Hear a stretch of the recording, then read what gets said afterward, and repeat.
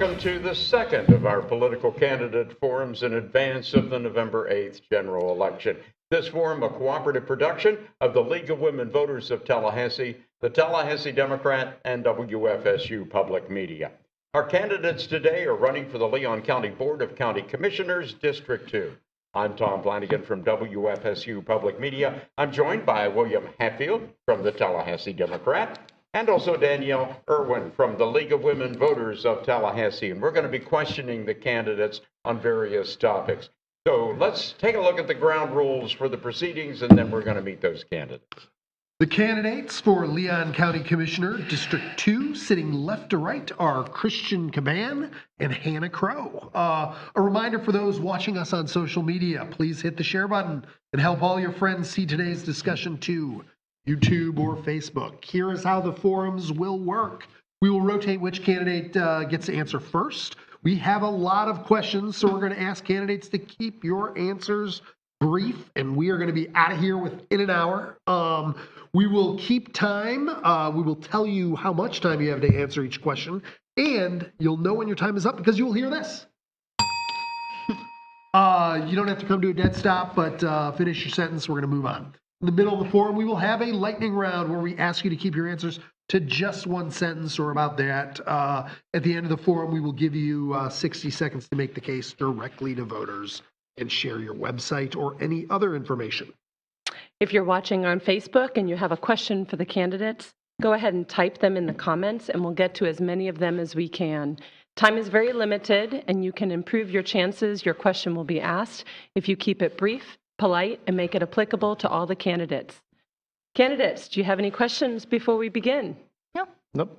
Then let's jump in with the first question, and that is me. So what makes you the right candidate in this race?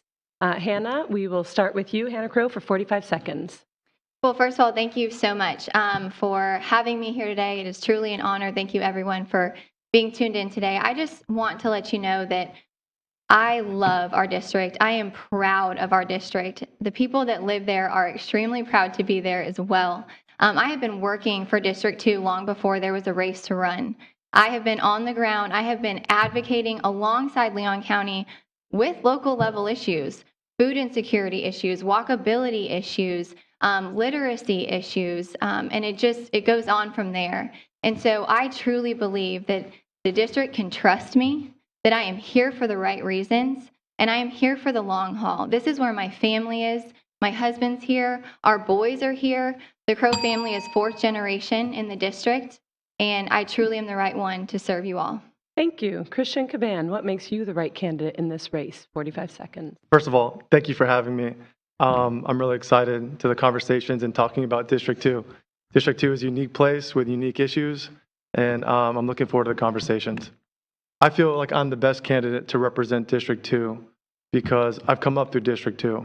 I've lived here for over a decade. It's where I built my business. It's where I built my relationships. District 2 is a very diverse district that expands, across the southwest part of Leon County, and there's very distinctive issues. And I feel like I'm the best equipped to tackle those issues and bring District 2 out of the light. Thank you. Thank you. Christian, we'll do a follow-up with you. Much has been said of District 2 being left behind. What's the biggest evidence of that? 30 seconds.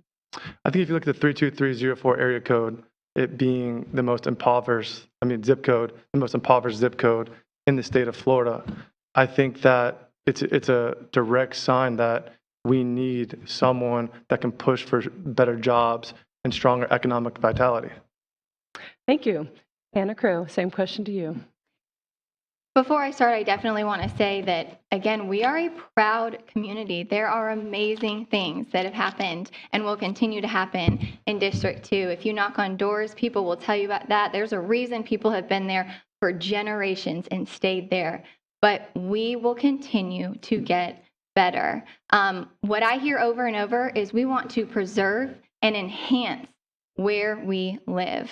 And so we're going to continue to do that. And I believe I have the skill sets to do that for our district and continue the legacy and the leadership that we've had. Thank you. All right. Hannah Crow, staying with you. What's your opponent's biggest liability in this race? 30 seconds. Gosh, the three things that stick out the very most to me and that I think probably stick out to the voters as well is that this was an opportunity. It appeared that my opponent here just showed up into the district when a seat was open. And that is evidence in the fact that 98% of his contributions are from the northeast side of Tallahassee.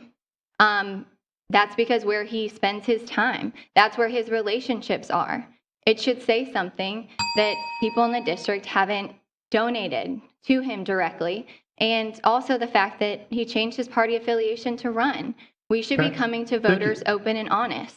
All right, Christian Command, same question. What's your opponent's biggest liability in this race? And I'd say to match the time, you got 45 seconds. Well, I believe there's a couple liabilities. One, when knocking on doors, neighbors and constituents are talking about a lack of business experience. Folks in our district, they really want to see better paying jobs. And my opponent does not have the experience to create jobs.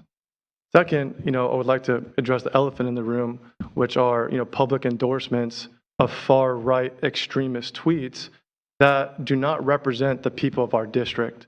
But my focus is on the problems in the district. We need to create better paying jobs. We need to create better infrastructure, and we need to put a bigger emphasis on our youth. All right, thank you. We're going to be talking about those tweets later on. A follow-up question here. The county commission job is considered a full-time job with a salary of $83,945. Tell us what your day job is currently and whether you will continue in that if elected, or will you pursue full-time employment elsewhere? Christian Caban. I've been campaigning full-time. I'm an entrepreneur, so I have different businesses. I've had no problem campaigning full-time, and I continue to focus on the issues in District 2. Can you tell us what those what those businesses are? Yeah, no problem. Briefly? I'm in the hospitality business, so I have a hotel project, I have a restaurant, I have bars, and those predominantly I've been able to separate my time so I can campaign full-time during the day and handle those endeavors during the night. Thank you. Hannah Crow, same question. I just want to tell everyone that my first priority will be District 2. I work at a communications firm, and I think it's a wonderful opportunity to remain engaged in the communities that I serve. We move businesses, nonprofits forward, sit on different boards, making sure to stay involved in every resource possible so I can bring those back to our district. But again, District 2 will be my first priority. And I do just want to note, Crow's Corner, our family business, we have a lot of business experience there. Okay, and really quickly, can you name a hotel, restaurant, and then can you name the firm, please? Yes, Recess, Clyde's, Warehouse, the Governor's Inn, and we have a restaurant that's in a so-called design phase. There's no name yet. Okay, thank you. Hannah Crow. Our family owns Crow's Corner. Okay. Great. All right. So Hannah Crow, we'll start with you on this one. Mm-hmm. Was Amazon a good deal for the city? And as they dial back expansion plans, how will you ensure they stand by their part of the deal that earned them $2.5 million in incentives? You have 45 seconds. I think Amazon was a wonderful opportunity for our community. It was a wonderful industry coming in. It's creating jobs. These are the things we need to be doing in a capital city. And now our job as county commissioners are to make sure that what they said was going to happen, happens. We stay true to that. We remain involved in the process. And we even need to begin thinking in how are we going to bring resources around Amazon? How are we going to make sure that people have transportation, that we don't just put something down and leave it? We need to build around it and continue to create better quality of life around things like Amazon that come to our community. Thank you. Christian Caban, same question to you. I think Amazon coming to our county was great. What it does, it truly does hold other businesses accountable on wages and in competition. I'm a believer that competition, breeds champions, and we need diverse businesses. We need more businesses. We need to create more jobs in Leon County and our district. So as long as we continue to hold them accountable and they are doing the things that they say they're going to do, then I don't have a problem with Amazon coming to our county.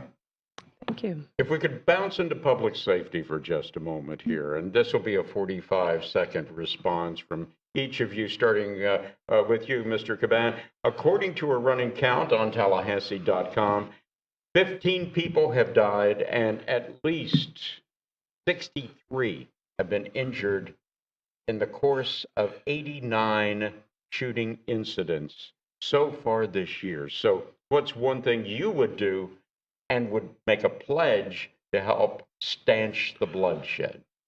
First off, I want to say thank you to all the law enforcement that are going out and battling crime every single day. I'm a firm believer we cannot police our way out of crime.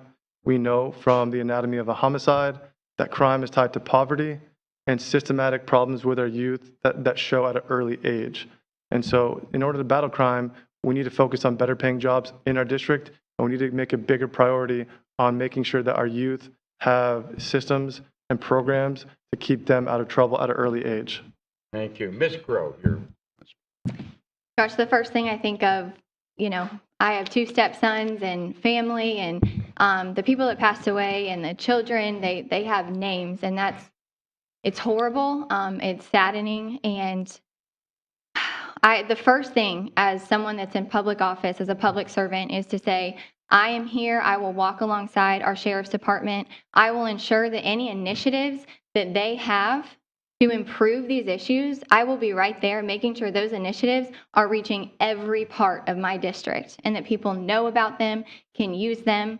I'm a big believer that resources have to get directly to the people. And my opponent, he's correct. This is a holistic approach. We have to tackle this from the ground up. I will be there doing that. And I love the idea of community policing in our district. A quick pivot while we're talking to you folks here on development, which is not only a source of controversy, but also a source of promise, as you both have kind of indicated. And this will be a 45-second response again, and we'll start with you, Ms. Crow. How do we incentivize affordable housing in Leon County? Not just talk about it, but actually make it possible to move forward with constructing affordable housing, and also to ensure it truly lives up to that promise for a community that struggles with its spot as kind of in the top 20 of impoverished areas in the entire state. How do we do that? Absolutely. So I think, the first thing, potentially reconfiguring or looking at being creative with the urban service area and where we can kind of move, extend, and provide opportunity for supply to happen in all parts of Leon County, of the city of Tallahassee. Building strong relationships that are honest and transparent with our developers, really working and bringing in more competition. We have wonderful developers, and to continue to do that is going to be pivotal. And on the other side of that, truly holding accountable Leon County along with developers to make sure that we are making the process more seamless, that we are incentivizing good developers that want to see good things happen and not just bring development, but bring quality of life. They're coming with houses and they're coming with parks and beautiful things, not just something for their pocket. Okay, thank you. Mr. Caban, your thoughts there. Thank you. This is a very important question. Growing up, my family foreclosed on our childhood home, and so I know what it's like personally to struggle with affordable housing. And to me, it's not a one-shoe-fits-all solution. I think we need to continue to work on bridging the public and private sector. I think we need to look at building more homes and increasing density. There's a housing shortage in Leon County, and so this is simple economics. We need to build more homes. Also, when developers are building large-scale projects, I think it's important that we work with them in order to set aside affordable housing so that it's development that truly does work for everyone. While we're on that topic, then, good follow-up here that can kick us off for both of us. And Christian, you first on this, then you, Hannah. What's one development that's doing it right, and what's one development in the area that's doing it not so right? I'll try to pertain these as close as I can to the district. The Airport Gateway project is a project that I believe that is done right. That's such an area in our district that really could use tax dollars to enhance that part of the district and enhance the quality of life around it. A development that I wouldn't say I'm not a fan of, but I'm skeptical on, is a development that is going on Woodville Highway in Capitol Circle. It's a large-scale residential multifamily development, and I have concerns that it's going to encroach on our residents at Woodville's quality of life. Okay, thank you. Ms. Crowe, same deal. Yeah, I absolutely agree. The airport gateway is going to be a wonderful opportunity. As far as something that's in place happening currently, you can see, feel, touch. I have to say Southwood, the quality of life that they have brought there, walkability, access for just things for kids to do, safe places to go.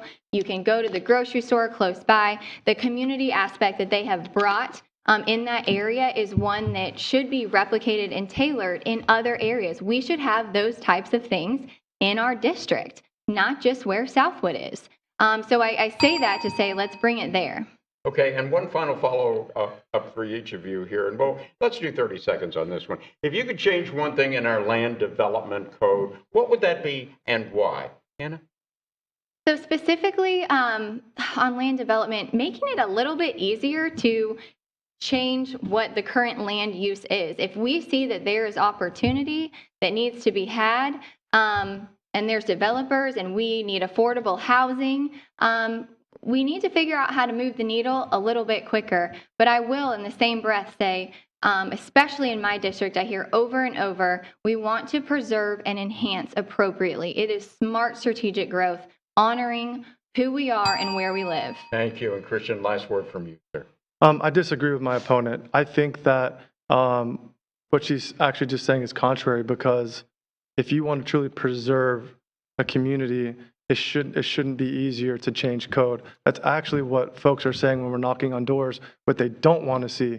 People are upset that their neighborhoods are getting huge mass developments popping up right next to them.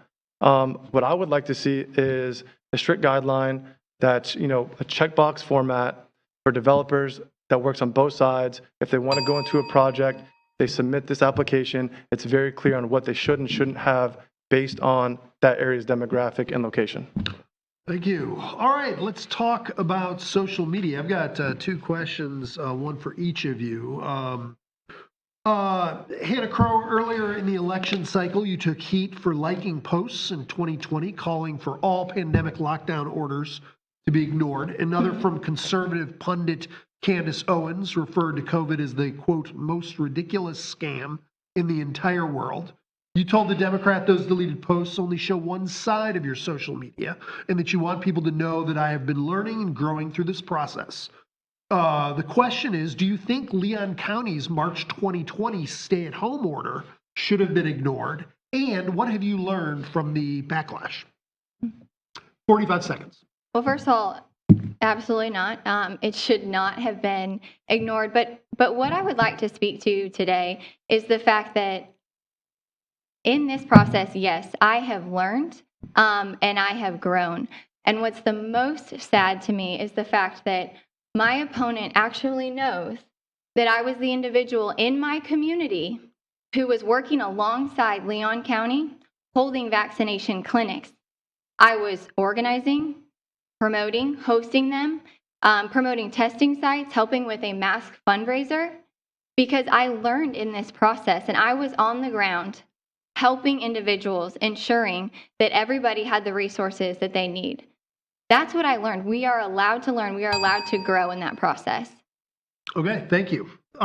Christian Command, in the primary, 3 candidates cut ties with a campaign consultant who shared a video on social media of Biden's press secretary with clown makeup, which some referred to as racist. Recent campaign filings show you subsequently paid her about $2,000. Can you talk to us about your calculation on that? Yeah, actually, she was a part of our campaign, and when those videos and that all surfaced, we actually cut ties in our campaign, and that invoice that she submitted was actually from the primary, not post primary. So I think that was just a timing of when she submitted her invoice, but she's not currently working on the campaign. All right. Okay. So the county administrator serves at the pleasure of the county commission. Vince Long has been serving as county administrator since 2011. What letter grade would you give Vince Long this year and why? What's he done well and what could he do better? Christian Caban, we'll start with you, 45 seconds. I would like to give Vince Long an A-. He was just internationally recognized as being a great county administrator. But as I said in the previous forum, there's always room for improvement. But yeah, I'm very confident in his ability to lead our county. Thank you. Hannah Crow, same question to you. I would like to give Vince Long a round of applause. I am not going to grade him. However, he has done a phenomenal job, and I truly look forward to, if I'm fortunate enough to be elected, to work alongside him and learn about his leadership style, and I'm sure that we will work well together. As a follow-up, I mean, is there anything y'all see, and this is for both of you, that you think Vince could do better? Christian Caban. That's a good question. I think I would have to be in an elected position to kind of see and work with him on a day-to-day basis to truly see what he could do better. But I'm always a fan and believe that there's always room for improvement. So Okay. I don't know if that really answers your question. Hannah Crow?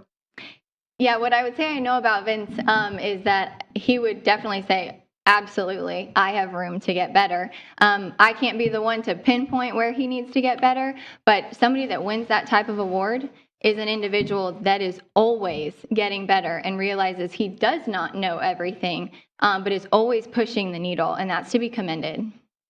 What was your thoughts on how the county manager, Vince Long, handled the COVID vaccine mandate that resulted in, trying to think, I think there were maybe a dozen employees that lost their job. Christian Caban, 30 seconds. I think for time and place, what we knew currently about the virus, I think it's absolutely necessary. Okay. Hannah Crow? First, I always say that their response to the pandemic was extremely nuanced. We should have grace for everyone in the positions and for the decisions that they had to make, because I firmly believe the county made decisions that they believed would keep everybody safe. So the way they handled it in that process is to be commended. And now we look back, hopefully never to face that again, but to have a little bit more to learn from and as we move forward. All right, we're almost going to get to our lightning round, but before we do that, we've been asking all the questions. We're tired.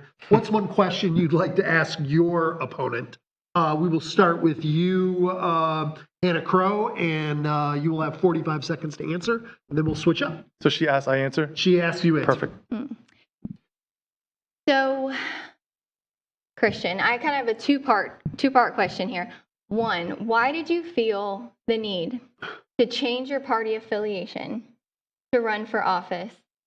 And for the people, help us understand why 98% of your campaign contributions come from the northeast side of our town, and whose voice are you really going to be listening to when it comes to issues? Yeah, so my party affiliation was changed on its own. And I think that this race really comes down to two different opponents. One who changed the party affiliation because they did not like the certain way a party was going, versus another who was endorsing far-right extremist tweets around the same time. So I think that's a clear distinction in the two candidates in this race. In regards to campaign funds, I plan to not only represent District 2, but the entire county. And so, But nobody in District 2. Can I finish? So, as we know, our district is arguably the most impoverished district in District 2. So the approach that our campaign is taking is not going on knocking on doors, asking for money. We're going around knocking on doors, asking, how can we make your life better in District 2? Okay, and what question would you like to ask? Yeah, so my opponent throughout her campaign has continually solicited and promoted, small business and deep roots to the community. But from my understanding, my opponent doesn't own a business and has only lived in the district for a short amount of time. So could you explain what businesses you personally own and how long have you lived in the district? Absolutely. So I have lived in the district since moved to Tallahassee in 2015, married my husband 2019. Our family roots, the Crow family, has been in District 2 for over 4 generations. So that is my family. Those are our family roots, and I'm very, very proud of that. And from the moment I stepped into the district, I started working in the district. I fell in love with where I lived. And I have been working for us nonstop on local issues because that's the person that I am. Our family business, like I said, is Crow's Corner. We're a rural country store. My husband and I work with my in-laws. It's a family business. And if you know anything about a family business, everybody's involved. So we know what it takes to staff people, to make orders. We've worked through the pandemic and Okay. nothing else. All right, and now we're moving on to the lightning round. This is like about one sentence. You can certainly answer, many of the questions are yes or no, but you can provide an answer as to why. You can add a because, but no major run-ons. But here we go. What makes District 2 distinct above all others? Hannah Crow. Easy. It's the people and the pride we have in our district. Christian Caban. Diversity. Okay, Christian Caban, what is your most prized endorsement other than your constituents, family, etc.? I think the most prized endorsement would be getting support from people across the district. But individually, I've been endorsed by City Commissioner Diane Williams-Cox, County Commission Chairman Bill Proctor, Florida Equality Caucus, the LGBTQ plus Equality Caucus, and progressive women activist Barbara Devane. Hannah Crow, same question. Most prized endorsement. Absolutely. So for me, my greatest endorsements in this process, no bigwig endorsements. This has been a people first campaign for me. And I'm proud to have endorsements from local leaders and industry leaders on both sides of the fence. Okay. Hannah Crow, Tallahassee, Leon County has a high degree of food insecurity. What's one thing you can do as a commissioner to help on that front? I mean, we can continue to, the automatic question is move funds in that direction. I've already worked with Leon County in working with food banks, making sure the little free libraries that we've put out in communities to make sure kids have access to canned goods, to food, working with Second Harvest on those type of initiatives. Okay, Christian Caban. I think you have to continue to work and build the relationships with our nonprofits. Meals on Wheels, Second Harvest of the Big Bend. Those are great organizations that really make an impact every single day, especially in our Title I schools. So I think continuing to work with them and making sure that they're funded is super important. In 2024-25, our community will celebrate its bicentennial. What would be the most important message you would like to share about Tallahassee, Leon County at that time? Christian Caban. The sense of community. Tallahassee and Leon County has a sense of community that's unmatched, and it's why I chose to stay here from the time I moved here in 2011. Okay, Hannah Crow. Absolutely. It's the fact that I really think we can get better together, and I surely hope we get better together, and I hope that we stop the negative attacking and pigeonholing and pushing people to extremes, because most of us live in the middle. Most of us are moderates, and that's where we need to be to get better. Does the county have a role in the abortion issue, or is that something that is the sole province of the state and federal government? Hannah Crow. So recently I actually listened to Commissioner Dozier respond to this, and I commend it because she talked about how deep this issue is, how multi-layered it is, that this is not a 30-second question, and I couldn't agree more. But as a county commissioner, my job is to make sure the Leon County Health Department is open to anyone and everyone who needs it. Christian Caban. I believe this is a big issue, and as a county commissioner, we should be a voice for our constituents to state government. County government is a subsidiary of state government, and so I think that we should be a voice and listen to our constituents and make sure that we are accurately relaying their voice as a county commissioner. Thank you. In the spectrum, do either of you consider yourself pro-life, pro-choice? I'm proud to say that I'm pro-choice. You know what? I am, as a commissioner, my job is to be here and is to provide the resources to everyone. And more than that, I think that there are a lot of women that I've spoken to as a woman who it's not as easy as pro this or anti that. There's a lot of undecided people in the middle that I've spoken with. Okay. And I will say that I'm a part of that group with them. Okay, but you're not going to go with either of those. That was my answer, yes. Okay. As a county commissioner, you'll be working with your counterparts in the city commission. Toward that end, who will you endorse for mayor of Tallahassee and why? Hannah Crow. I will not be endorsing for Mayor of Tallahassee. Would you like to tell us who you're voting for then? I would not I'll be an active voter. Okay. Christian Caban. I'm supporting John Daly in this upcoming mayor election. He has pushed in the biggest ethics reform that we have seen in Tallahassee. I think that's extremely important to have equality from a mayor. Okay. Given President Biden's recent pardons, should the county play a role in supporting the decriminalization and or legalization of marijuana? This has been an issue that's come up before the county commission a couple times now. Should it come up again? Christian Caban. I think it's a waste of taxpayer dollars at this point and where we are as a community to continue to incarcerate, petty possession of marijuana crime. I think that we could be using our resources in a much better direction. Does the county commission have a role in ensuring that? Absolutely. Okay. Hannah Crow.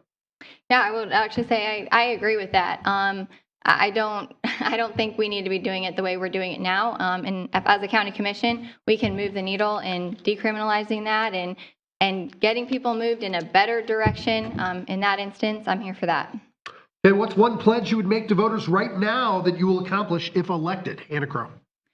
I promise to be your advocate. I promise to be on the ground with you in your communities. I promise that I realize everything that these districts have, or our district has given to me in this process, believed in me. I will be your champion. I will be at the football games and the Homeowners Association. Christian Caban, same question. My message is clear. I will be unapologetically selfish for District 2. Okay. And lastly, on that note, and then I'm going to shut up, name one specific District 2 community in Tallahassee that needs immediate attention and what you would do to address that. Christian Caban. Lake Munson. The neighbors and folks that live on Lake Munson are experiencing an environmental crisis that's affecting their personal health and their quality of life, and I think it should be addressed immediately. Okay. Hannah Crow. Absolutely agree with Lake Munson. It's a serious issue. I live on a lake. I understand what that means, but also I can't leave behind Woodville and the needs that they have there with sewer and septic and infrastructure. Okay. You did it. You got through. Okay. We could not have a forum, though, without addressing the blueprint issue. And so I've got a couple questions on that for each one of you folks here. We'll start off here with a 30-second rejoinder, if we could. The business of the Blueprint Intergovernmental Management Committee, which is, of course, made up of the city manager and the county administrator, is not now conducted in the sunshine, and meeting minutes are not kept. And so I'd like to ask each of you if this is okay or you think this ought to change. Hannah Crow, you first. I think any way we can be more transparent and build more public trust in this process, yes, we should be looking for ways to do it.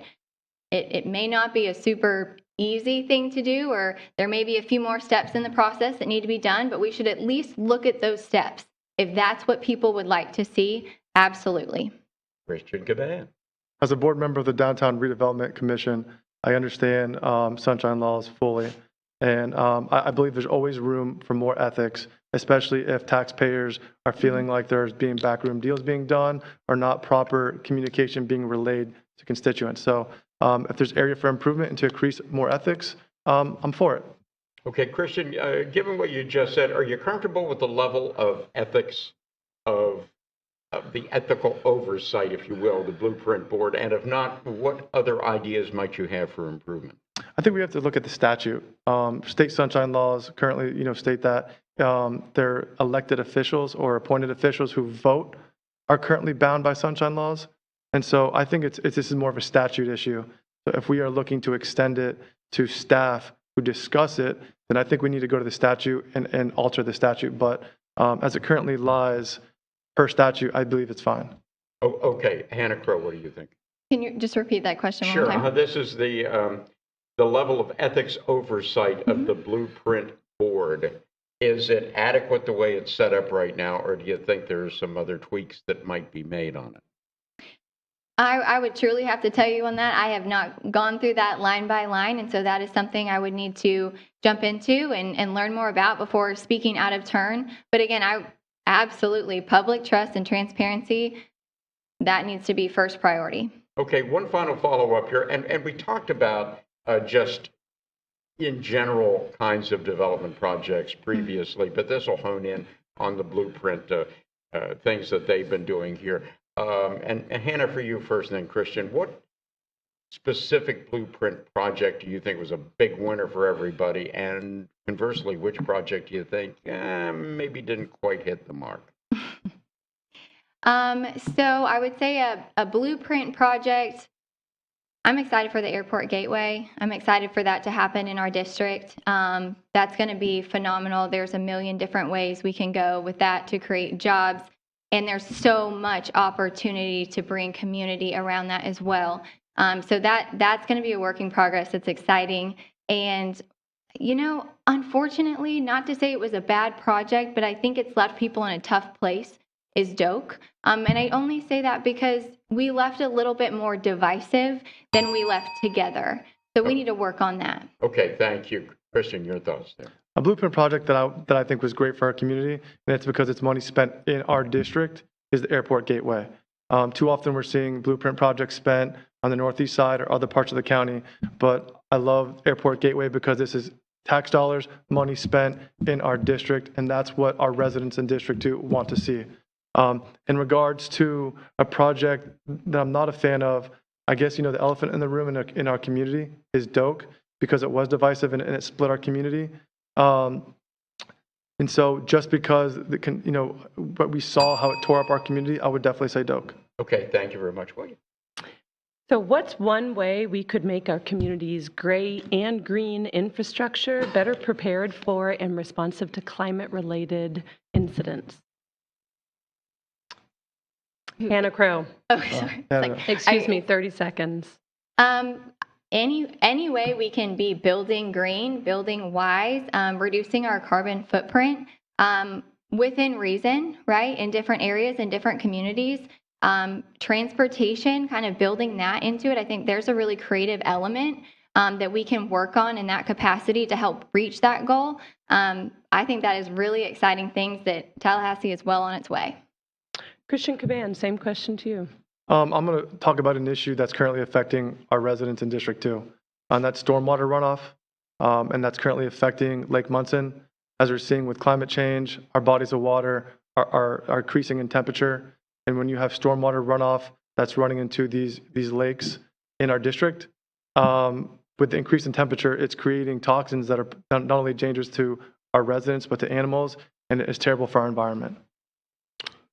All right. So party politics has come up a few times today, and so we're going to talk a little bit more about that. Obviously, this is a nonpartisan race, but the question I'm most asked by voters to ask the candidates may not have the most to do with the county race, but it's become a litmus test for many voters and speaks to our democracy at large. Do you have confidence in the outcome of the 2020 presidential election? And what's your assessment of what happened on January 6th? 45 seconds, Christian Caban.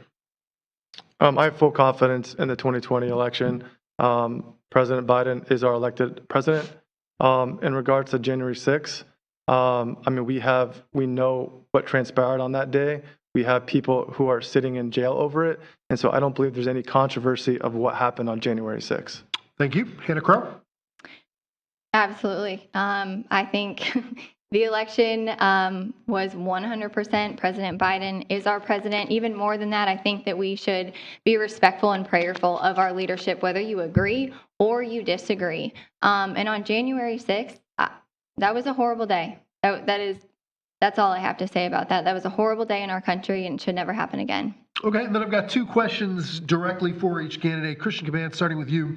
And we've talked about this a little bit earlier. You were a registered Republican from September 8th, 2012 to September 23rd, 2021, when you changed your party registration to Democrat. Can you share with voters about why you made that change? You kind of alluded to something within the party. No problem. And what's your message to those who suggest that you changed your party as political expediency? 45 seconds. The decision to change from a registered Republican to a registered Democrat was a self-motivated decision. There wasn't a race to run in September of 2021. I didn't like the direction that the Republican Party was headed. I didn't like the divisiveness and the way they were attacking folks in our community and how it was continuing to separate our country. That was a self-motivated decision. And my message to people who question that is see how I vote and see how I treat people and see what I stand for. There's no other application to see who I am than to look at that. Why did you choose Democrat as opposed to non-party affiliation? Because it aligned more with my beliefs. Okay. Hannah Crow, another post you liked, according to a WCTV report, stated that, quote, liberalism is a disease.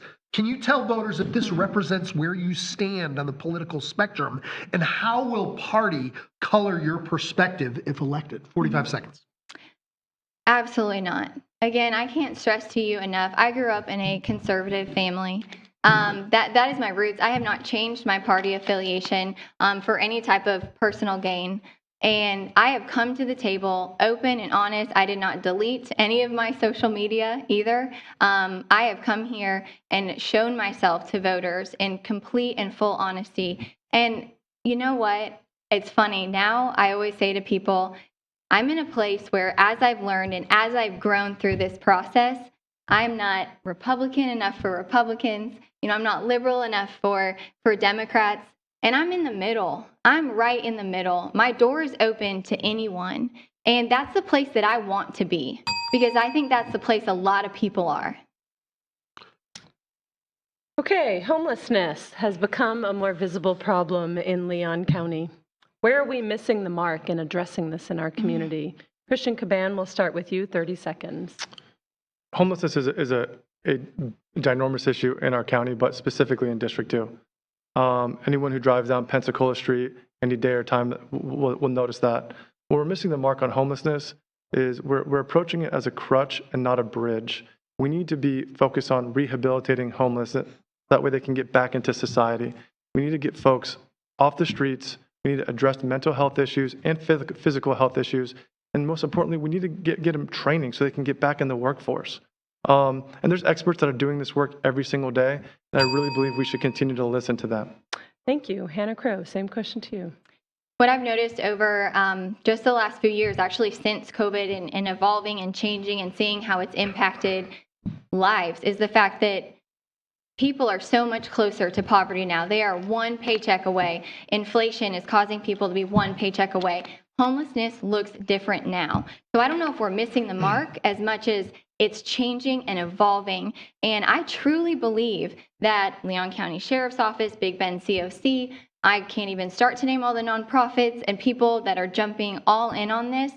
They are there. I have sat down, I have met with them, and they are doing the good work. And it's our job to be behind them and address this in a holistic capacity. Thank you. With the CSC, what is your early assessment of how it's doing, and what's your biggest guidance for the CSC as it goes forward? Hannah Crow.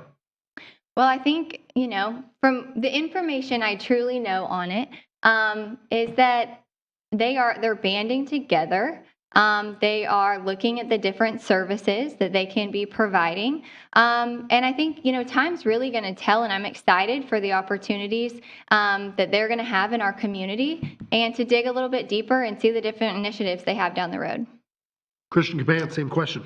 As the vice chair of the Children's Home Society of the Big Bend, I'm a big fan of the Children's Services Council. Mm-hmm. I was sitting in a DRC meeting this morning where the Children's Services Council funded money to Lemoyne Arts so that underprivileged kids can have art camp for a week. And I think that's exactly what it's intended to do. And that really ties back to my point about crime. If we want to fix crime, it starts with our youth. So anything that we can do to stimulate our youth and provide alternative programs for them, I'm a big fan of. What's one important issue we haven't talked about in today's forum? Christian Caban. Infrastructure. It's funny, when I got into this race, I knew that infrastructure was a problem in District 2. But when knocking on doors and listening to our constituents, it's the biggest problem. There are people in Woodville who can't get in and out of their homes after a big rain. We have children waiting on the side of the road on a curb shoulder for bus stops in the dark. And folks in District 2, they're unhappy. They're unhappy that we continue to spend tax dollars out of the district when we have kids walking to school on dirt paths. So I think District 2 really needs help with infrastructure. Okay, Hannah Crow? I can piggyback off that. Absolutely. Having lived there for a while, having kids there, understanding what it looks like for them to be on those rural roads and, see them in the dark at the bus stops and all of that kind of good stuff. So absolutely. Those are things that we face every day, but I get a lot of parents talking to me about youth programming and new opportunities and job training and how to started utilizing Lively Tech and TCC and went and visited Goodwill Prosperity Center and all the phenomenal resources that they have there to get people accredited and moving the needle in their life. So those are some of the big resources that I like to talk about. Given the potential in District 2 as articulated by the former now late commissioner, what do you think is the greatest promise for that area when it comes to economic development and the creation of jobs for the folks in District 2? Hannah Crow. Well, the opportunities we have there are endless. I know a lot of people, my opponent says we're forgotten, we're dumped on. We are very proud of our district. We have a lot of opportunity and a lot of growth to happen.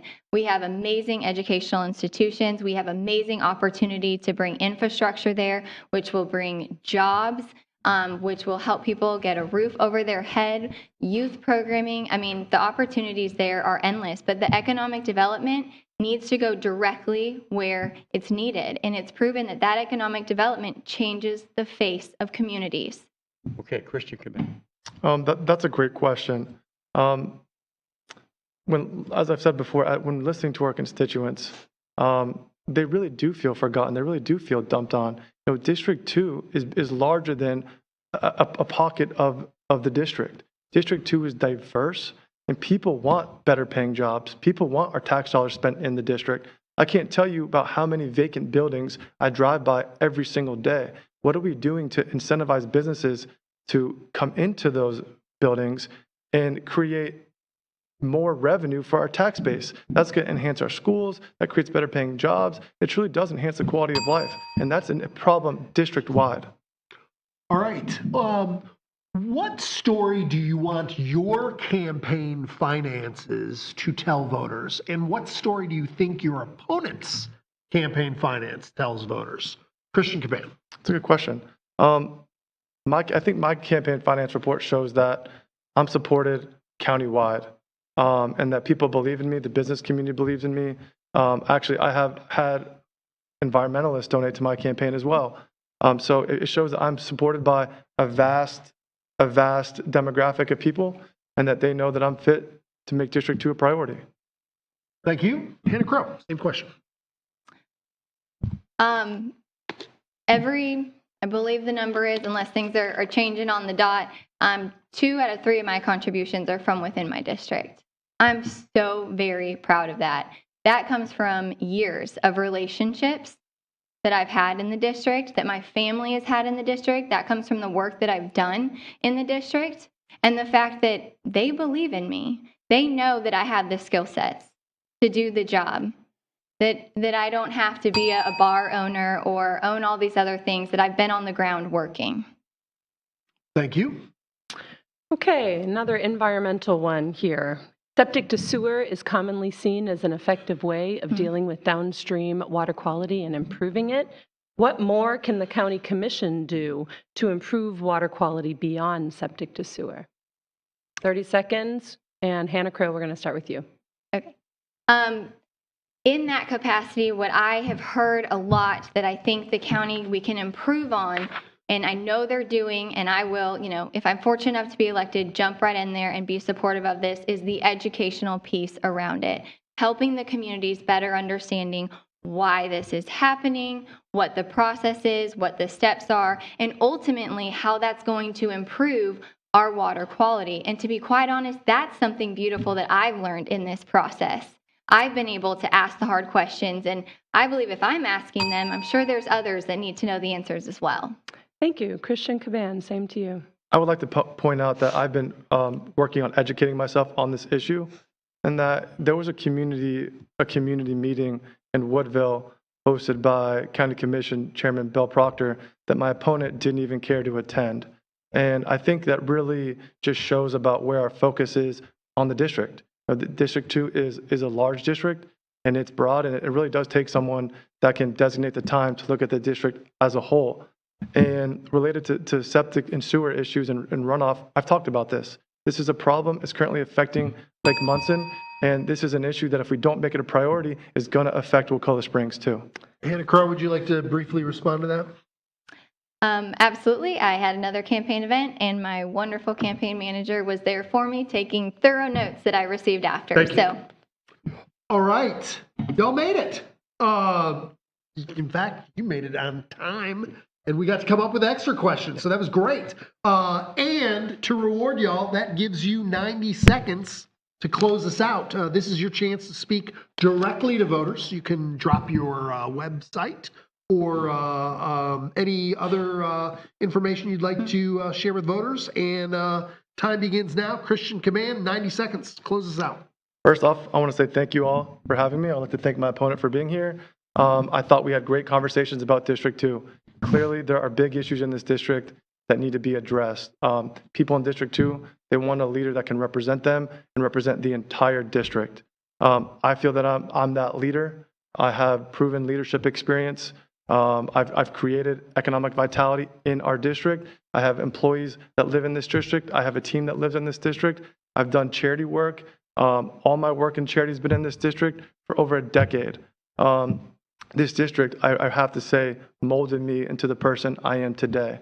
And so I'm really looking forward at the opportunity to giving my thank you to the constituents of District 2 that have given so much to me. So thank you. All right, Hannah Crow. yes, thank you so much just for having us here today. Thank you for Christian for being here as well, and just the conversation that we got to have. I firmly believe that voters should get to see the whole truth about us. So I love the fact that we were able to talk about all of the issues and be open and honest and transparent about who we are always, because that's the most important thing for them to see. So my promise and my pledge to our voters is that I will be your advocate. I have the skill sets that it takes to advocate, and I believe that a commissioner should be an advocate for every single community that they serve. And my story started in Fort Braden, but I will fiercely advocate for our entire district. I did not just show up. I wasn't doing charity work in there. I knew my home is there, my kids are there, my family's there, our store is there to serve the community. And I think it's very important that we continue a lifelong legacy of people that are there for the right reasons. We've had wonderful leadership, and I truly believe I'm the right person to step into this job and to continue that legacy.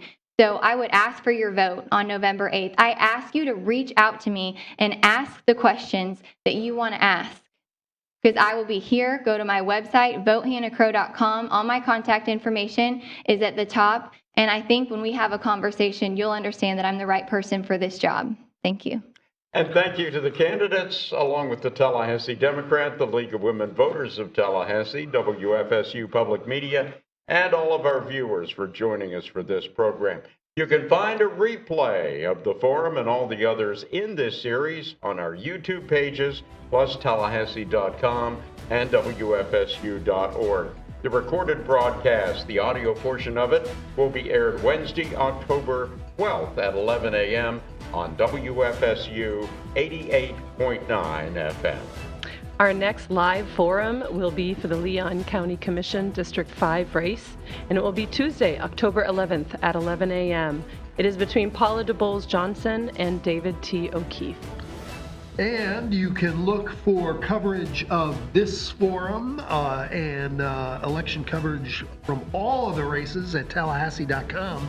Our special general election section of the Democrat with interviews with all the candidates on the ballot will be inserted in the Sunday, October 23rd edition of the paper. So be sure to grab that. Also, don't forget, with all the forums we have coming up, please send us your question. All you have to do is email us at news@tallahassee.com. And I reckon that's a wrap for today. Thank you all.